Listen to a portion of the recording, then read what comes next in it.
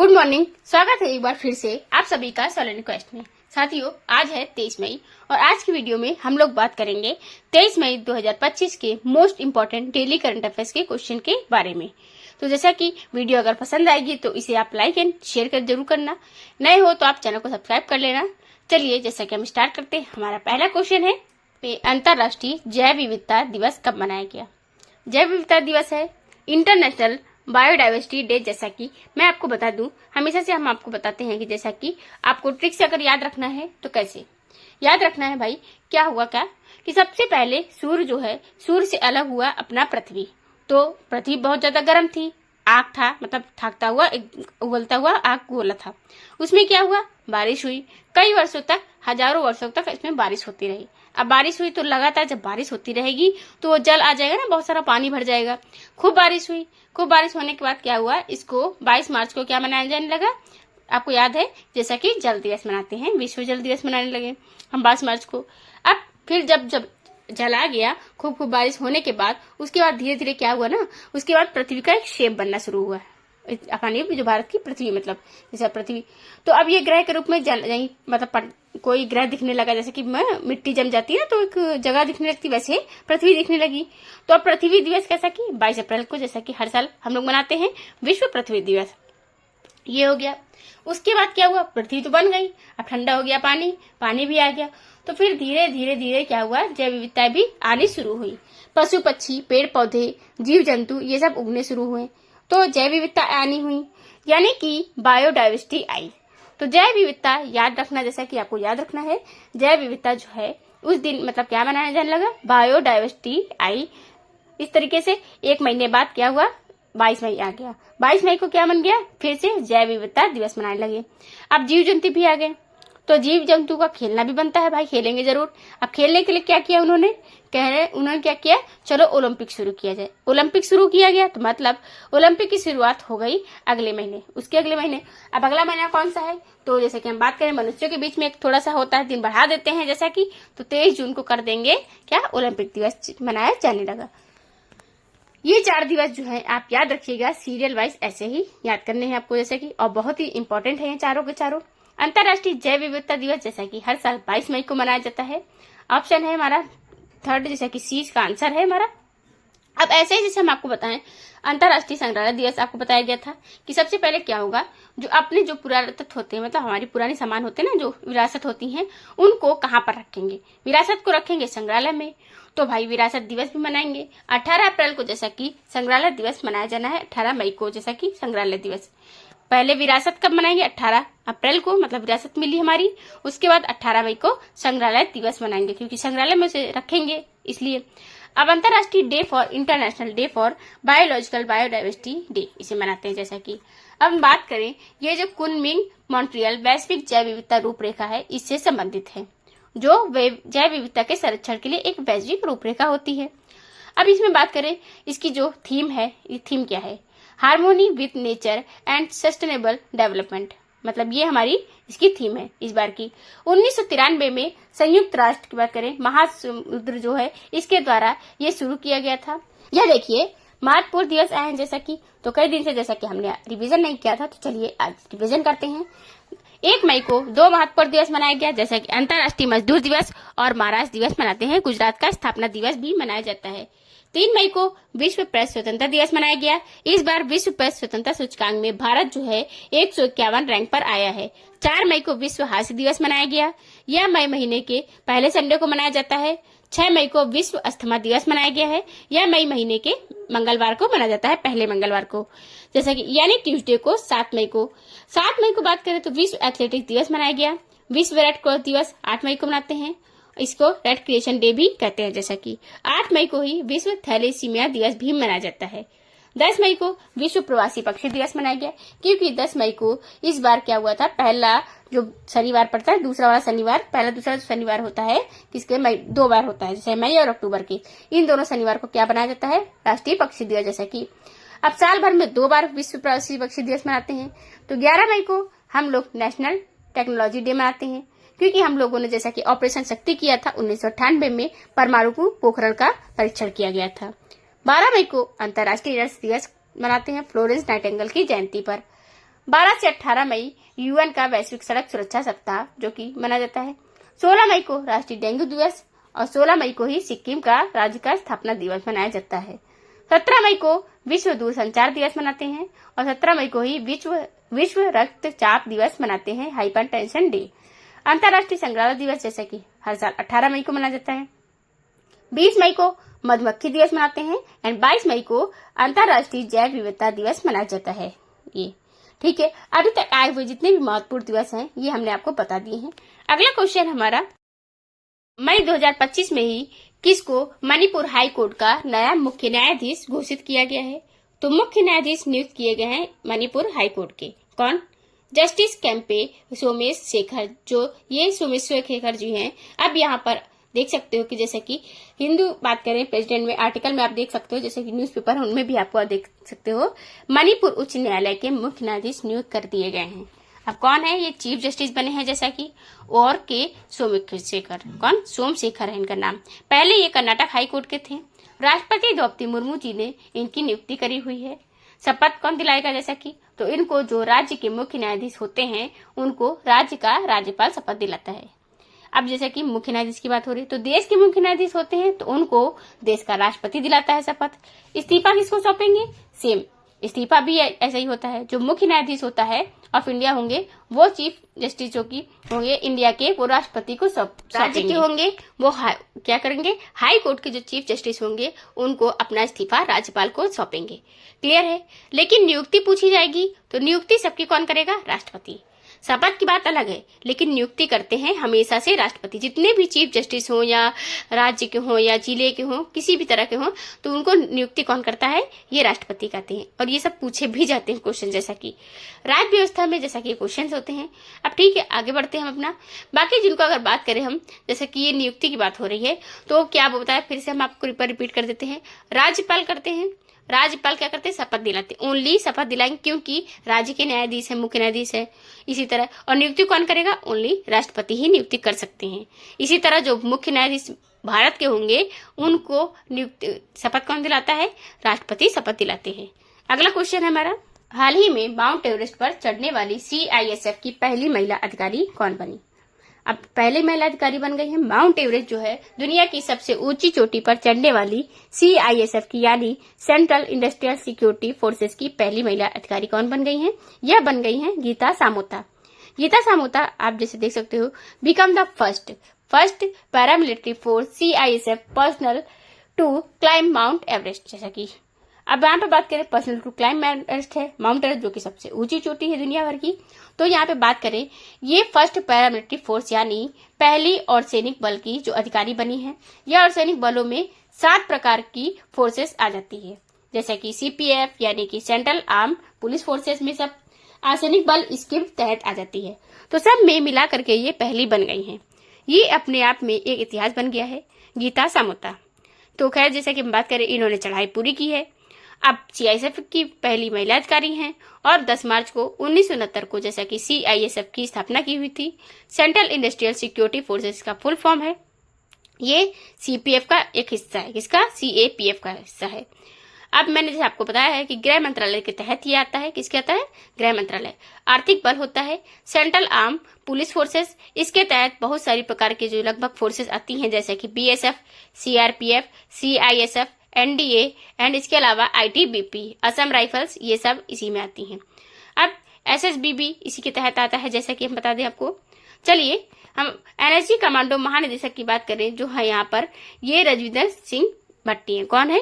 राजविंदर सिंह भट्टी। RS भट्टी ये इसके हैं। अगला क्वेश्चन हमारा, मई 2025 को PM मोदी ने कितने अमृत स्टेशनों का वर्चुअल उद्घाटन किया है? अमृत स्टेशन जैसे कि मतलब स्टेशन को थोड़ा सा और एडवांस और हाईटेक किया जा रहा है।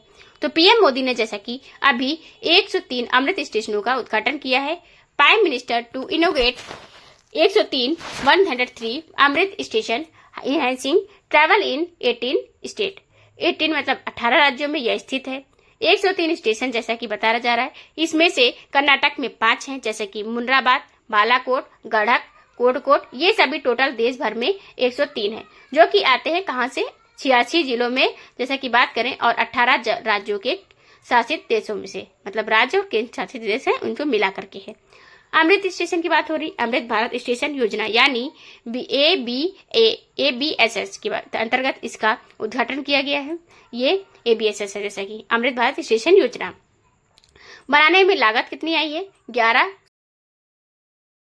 कार्यात्मक साक्षरता का दर्जा हासिल करने वाला भारत का पहला राज्य कौन सा बना? तो भारत का जैसा कि सार्वभौमिक कार्यात्मक साक्षरता का 100% दर्जा हासिल करने वाला पहला राज्य बन गया है मिजोरम। सार्वभौमिक कार्यात्मक क्षमता मतलब कि पब्लिकली यूनिवर्सली जो भी फंक्शन होते हैं, जो भी जैसे कि कार्यस्थल होते हैं, उन सब पर जितने भी वर्कर होंगे, चाहे वो मजदूर हो, दिहाड़ी वाले या सब पढ़े लिखे होंगे, इन सब ये क्षमता जो हासिल करने वाला मिजोरम बन चुका है। पहला स्टेट है। राज्य पूछा जाए तो मिजोरम, और अगर केंद्र शासित प्रदेश पूछा जाएगा तब लद्दाख बताना है। अगर आपको याद हो कि 2024 में, जैसे कि हम आपको बता दें, लद्दाख बना था 2024 में 24 जून को पूर्णतः कार्यात्मक साक्षरता का दर्जा हासिल करने वाला पहला केंद्र शासित प्रदेश, और राज्य में भी पहला था, क्योंकि तब तो कोई राज्य ये था नहीं। मतलब अब पहला राज्य या केंद्र शासित प्रदेश में बात करें तो पूछा जाए तो लद्दाख बताना है। लेकिन अगर पहला राज्य ओनली पूछा जाए, राज्य की बात करें स्टेट, तो राज्य में है आप मिजोरम बताना है। पूर्णतः कार्य क्षमता साक्षरता हासिल करने वाला उल्लास योजना जैसा कि इसके तहत हुआ है। भारत सरकार की बात 2022 में जैसा कि योजना बता रहे लॉन्च की गई थी। ये इसका पूरा नाम था उल्लास नव भारत साक्षरता कार्यक्रम या न्यू इंडिया साक्षरता कार्यक्रम। तो केंद्र प्रायोजित योजना है। ये 2022 से लेकर के 2027 तक लागू करने के लिए लक्ष्य रखा गया है। अब ये लक्ष्य रखा गया है साक्षर बनाना है इसको। मिजोरम कहाँ पर हम बात करें तो मिजोरम आप बता दें हम आपको, जैसा कि लाल दुमोआ यहाँ के ZPM पार्टी से कौन है? CM है। आइजोल इसकी राजधानी है। जनरल विजय कुमार सिंह जी पूर्व सेना प्रमुख जो कि यहाँ के गवर्नर हैं। पलक टिपो, तामदिल, रेंगदिल यहाँ की झीलें हैं। झीलों की बात करें तो फोंगपोई राष्ट्रीय उद्यान है, मुल्लेन राष्ट्रीय उद्यान है। यहाँ पर लोक नृत्य की बात करें तो चेराव, कुआलम, छे लाभ यहाँ के लोक नृत्य हैं। चर्चित स्थल है आइजोल, चंपाई, लुंगलेई, जैसा कि ये मिजोरम। और जैसा कि अभी सबको पता है कि मिजोरम जो कि पूर्वोत्तर राज्यों में से एक है, पूर्वोत्तर टोटल 7 सिस्टर में कहे जाते हैं। वैसे किस पूर्व प्रधानमंत्री की हत्या के बाद में याद में प्रत्येक वर्ष जो है 21 मई को आतंकवाद विरोधी दिवस मनाया जाता है। जैसा कि आतंकवादी विरोधी दिवस मनाया जाता है, तो फार्मर जब बात करें प्राइम मिनिस्टर राजीव गांधी जी की हत्या की याद में हम लोग मनाते हैं। आतंकवाद विरोधी दिवस मतलब शोक दिवस के रूप में मनाया जाता है, क्योंकि आतंकवादी घटनाओं की वजह से हम बताएं इनको अपना प्राण मतलब अपने जान की बलिदान देना पड़ा था, मतलब प्राण बलिदान देना पड़ा था। अब लिट्टी नाम का एक संगठन था, हम बता दें यहाँ पर, इसने बम बन के मतलब ये कर दिया था श्रीलंका का, और उसकी एक जो एसिड थी वह आई थी और ह्यूमन बम मतलब बन करके इनका मतलब इनके सामने फट गई थी। इनको जो जिससे इनका देहांत हो गया, किसका? राजीव गांधी जी का। अब राजीव गांधी जी की याद में हम लोग आतंकवाद के विरोध को लेकर के, और देखो जैसे इंडिया आज इंडिया की अगर बात करें डेलीगेट्स को, उसमें खासकर विपक्ष के नेताओं के डेलीगेट्स को दुनिया भर में भेज रहे हैं पाकिस्तान की करतूत बताने के लिए, कि दुनिया के सामने उजागर करने के लिए। क्योंकि क्या है ना, पाकिस्तान प्रोपोगंडा फैलाता है सोशल मीडिया के माध्यम से कि मतलब भारत जो है ना ऑफिशियल तरीके से भेज रहा है, और विपक्ष को क्यों भेजा जा रहा है? क्योंकि ऐसा ना हो कि कल को लोग ये कह दें कि भैया तुम तो सत्ता पक्ष हो, अब तुम जो चाहोगे वो तो अपोजिशन को भेजोगे। मतलब तुम क्या है कि जो कहो अपोजिशन को भेजेंगे, क्यों? तुम जो चाहो। तो अब अपोजिशन के मुंह से तुमको मतलब बतलवाएंगे कि मतलब तुम्हारी सच्चाई क्या है। जैसे कि क्या होता है ना कि हम बोलेंगे, बीजेपी पार्टी बोलेगी तो यही होगा, बीजेपी पार्टी तो जो मनाती है वो बोलती है। लेकिन अगर वही बात अपोजिशन पार्टी जो बोल दे तो इससे तो क्लियर हो जाएगा ना ये बात सच है। इसी तरह तो अपोजिशन जो है वाले सही सही भाई। तो इसलिए अपोजिशन के जो ऐसे डेलीगेट्स को भेजा जा रहा है इसमें, तो नेशनल टूरिज्म में एंटी टूरिज्म डे इसलिए मनाते हैं, क्योंकि हम लोग का बताएं हमेशा से ये कथन रहा है कि इंडिया का हम लोग आतंकवाद के खिलाफ हैं। पाकिस्तान पर ऑपरेशन सिंदूर भी चलाया गया है, तो आतंकवादी ठिकानों पर पहले चलाया गया था, बाद में उन लोगों ने बदमाशी की, तो फिर जैसा कि अब हम क्या करें, तो जवाब देना ही है। जवाब के उसमें किया गया था। 21 मई 1991 को भारत के 6वें प्रधानमंत्री, भारत के सबसे युवा प्रधानमंत्री जैसा कि थे, इनकी हत्या कर दी गई थी। अब 1984 से 1989 तक इनका जो कार्यकाल रहा था, और इसलिए आतंकवाद विरोधी स्थापना दिवस मनाया जाता है। BP सिंह सरकार की द्वारा इनकी जो शुरुआत की गई थी इस दिवस को मनाए जाने की जैसा की बात करें। अब इनकी जयंती की बात करें, इनकी जयंती पर सद्भावना दिवस मनाया जाता है। अब हम बता दें जैसा कि सद्भावना दिवस जो है आपको ये याद रखना है, इनकी जयंती है। अब जयंती कब मनाई जाती है? तो ये मनाई जाती है हाल ही में विश्व हाइड्रोजन शिखर सम्मेलन 2025 का आयोजन कहाँ पर किया गया? 2025 का आयोजन हुआ है विश्व हाइड्रोजन शिखर सम्मेलन। यह आयोजित हुआ है अभी जैसा कि नीदरलैंड में। नीदरलैंड में जैसे हम बात करें, नीदरलैंड जिसे डच भी कहा जाता था पहले, नीदरलैंड में अभी यह आयोजित किया गया है। 20 से 22 मई तक यह समिट और एग्जीबिशन दोनों हुआ है। नीदरलैंड के रोटरडैम में यह आयोजित हुआ है। भारत भी इसमें हिस्सा लिया था। नाम से ही स्पष्ट है कि हाइड्रोजन शिखर सम्मेलन है। तो हाइड्रोजन को कैसे यूज किया जाए, फ्यूल के रूप में, एनर्जी के रूप में, इस पर ये आधारित था समिट। हाइड्रोजन पर इतना जोर क्यों दिया जा रहा है? क्योंकि हाइड्रोजन जो है यह कार्बन डाइऑक्साइड मतलब CO2 का एमिशन नहीं करता है, मतलब इसका जो एमिशन नहीं करता है, तो इसलिए ये जो है फ्यूचर फ्यूल के रूप में भी जाना जाता है। क्योंकि फ्यूचर में हम लोग ऐसी एनर्जी का यूज ही करने वाले हैं जो कार्बन डाइऑक्साइड का एमिशन ना करे, जिससे ग्रीन हाउस ना हो एंड जिससे पृथ्वी जो है ज्यादा गर्म ना हो, ग्लोबल वार्मिंग की समस्या ना आए एंड ग्लेशियर भी हैं जो पिघल रहे हैं वो पिघले भी ना, द्वीप देश जो हैं वो डूबे भी ना। जब समुद्र का जल स्तर ना बढ़ेगा तो ये देश डूबेंगे भी नहीं। इसलिए कार्बन डाइऑक्साइड के बढ़ने से बहुत सारे और भी इसके परिणाम घातक होते हैं। जैसा कि खैर, तो अगर बात करें विश्व हाइड्रोजन शिखर सम्मेलन की, तो ये हुआ है नीदरलैंड में। नीदरलैंड के रोटरडैम में 20 से 22 मई को हुआ है। केंद्रीय नवीन और नवीकरणीय ऊर्जा मंत्रालय के सचिव जो हैं संतोष कुमार सारंगी जी, ये गए थे यहाँ पर हिस्सा लेने। अब भारत जो है इसके लिए क्या कर रहा है? तो भारत के जो टर्म में देखो तो मैं आपको बता दूं कि एक भारत में एक राज्य है हिमाचल प्रदेश। हिमाचल प्रदेश इसने कहा है भाई हम जो है 2026 के मार्च महीने तक हो जाएंगे first green state of India. First green state of India में याद रहेगा आपको, जैसा कि ये स्टेट हो जाएंगे, हिमाचल प्रदेश बनेगा। जैसा कि इसके अलावा भारत में हरियाणा में हाइड्रोजन से चलने वाली इंजन ट्रेन जो है इसका भी अभी परीक्षण किया गया है। अब 2047 तक हम करेंगे, लोगों ने इसका ऊर्जा स्वतंत्रता प्राप्त करने का लक्ष्य रखा है। जैसा कि एनर्जी इंडिपेंडेंट मतलब आप समझो हम लोग जितना भी एनर्जी यूज कर रहे होंगे ना, वो हमारे ही देश में उत्पन्न हो गई होगी। हम किसी से तेल जैसे कि रसिया है, सऊदी अरब है, ईरान, इन सबसे तेल नहीं खरीद रहे होंगे या कोई और प्रकार का ईंधन नहीं खरीद रहे होंगे। एनर्जी इंडिपेंडेंट बन जाएंगे। कब तक? 2047 तक, यानी आजादी के 100 साल पूरे होने तक। इसके अलावा हम लोग कार्बन एमिशन मुक्त कब बनेंगे? तो हम लोग इसके बनने वाले हैं 2070 तक। 2070 तक शुद्ध शून्य कार्बन मतलब ये उत्सर्जन वाले बनेंगे। ये हम लोगों ने जैसा कि टारगेट सेट कर रखा है। अब शुद्ध शून्य कार्बन मतलब नेट जीरो कार्बन एमिशन, ये अलग ही मामला है। देखो, जीरो कार्बन एमिशन और नेट जीरो कार्बन एमिशन में थोड़ा सा अंतर है, मतलब थोड़ा क्या आप ऐसे समझो बहुत बड़ा अंतर होता है। देखो क्या है अंतर, क्या है एक्चुअली में। अगर मैं आपसे कहूं कि जैसे कि भाई कोई एक संयंत्र है, इसमें कार्बन का एमिशन नहीं हो रहा है, मतलब जीरो कार्बन एमिशन है, तो इसका मतलब है कि ये तो हाइड्रोजन से ईंधन से चल रहा है या कोई और ऐसा ईंधन यूज कर रहा है जिसके लिए रीएन्यूएबल जो एनर्जी यूज कर रहा है, कोई ऐसी की जैसे कि जिसका कार्बन एमिशन ना होता हो। ठीक है, हो सकता है सोलर एनर्जी से चल रहा हो, सोलर एनर्जी तो पता ही आपको पवन एनर्जी से चल रहा हो। लेकिन अगर मैं कहूँ कि कोई ऐसा संयंत्र है जो नेट जीरो कार्बन एमिशन करता है, मतलब इसका मतलब कि आप ऐसा समझो यही फैक्ट्री कार्बन एमिशन तो कर रही है। अब यह मान लो एक एक्स मात्रा में समझ लो कार्बन एमिशन कर रही हो, लेकिन साथ ही साथ इसने ऐसे संयंत्र भी लगा रखे हो जो कार्बन जो होता है ना, कार्बन एमिशन को वो सोख ले रही हो, ऑब्जर्व कर ले रही है।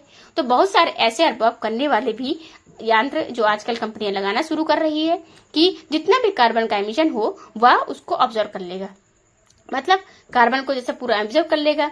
तो इससे क्या होगा कि नेट जीरो मतलब ओवरऑल जो निकल रहा है ना, ये जीरो कार्बन एमिशन हो रहा है। तो ये नेट जीरो ही हम लोग पाएंगे। जैसा कि अभी जीरो कार्बन एमिशन वाले हम लोग नहीं बनने का क्षमता रखते हैं, जैसा कि अभी इतना ज्यादा टेक्नोलॉजी नहीं है हमारे भारत में जो कि जीरो एमिशन वाले बन जाएंगे। ठीक है, ध्यान रखना है इसको आपको। हाल ही में क्वेश्चन हमारा ब्लू वार्ता कहाँ आयोजित की गई है? जैसा कि दूसरी ब्लू वार्ता यह नई दिल्ली में आयोजित हुई है। ब्लू वार्ता एक्चुअली में यह आयोजित हुई है महासागरीय सम्मेलन के दौरान। देखिए यहाँ पर हम बात करें सेकेंड ब्लू टास्क मीट जैसे है, तो ये 20 मई को हुआ है और कहाँ पर हुआ है? नई दिल्ली में हुआ। आयोजन तीसरा संस्करण था। इस बार संयुक्त राष्ट्र महासागर सम्मेलन के एजेंडा पर चर्चा करने के लिए किया गया है। तीसरा संयुक्त राष्ट्र महासागर सम्मेलन जो है ये कब होने वाला है? यह अगले महीने यानी 9 से 13 जून को होगा। फ्रांस के नीस में होगा। कहाँ पर? फ्रांस के नीस में। तीसरा संयुक्त राष्ट्र का महासागर जो सम्मेलन है ये अगेन इंपॉर्टेंट हो जाता है, जैसा कि जब आएगा तो मैं बता दूं, जैसे क्वेश्चन है ये अभी 1 महीने पहले ही हम जान करके बता रहे हैं आपको ये कि जैसे हम बता दें आपको सोलर अगस्त में, आप इसको एडवांस में जान सकते हो कि ये 9 से 13 जून को होगा। कब हो रहा है? थीम लंबा है इसका, तो थीम आपको याद नहीं करना है, जरूरी नहीं है। चलिए आगे बढ़ते हैं। अगला क्वेश्चन हमारा 2025 में WHO ने किस देश को सार्वजनिक स्वास्थ्य समस्या के रूप में ट्रैकोमा रोग से मुक्त प्रमाणित किया? अब ट्रैकोमा रोग है जैसा कि, तो ट्रैकोमा की बात करें, ये मुक्त घोषित किया है किसने? हम लोग तो जैसे कि पिछले साल घोषित हो चुके थे इससे, बिल्कुल, लेकिन अभी सर्टिफिकेट दिया गया है। सर्टिफिकेट दिया गया है मतलब भारत को यहाँ पर मुक्त प्रमाणित किया गया है, मतलब सर्टिफिकेट दिया है तो भारत को जो सर्टिफिकेट मिल गया है, जैसा कि किसके लिए? ट्रैकोमा से मुक्ति के लिए।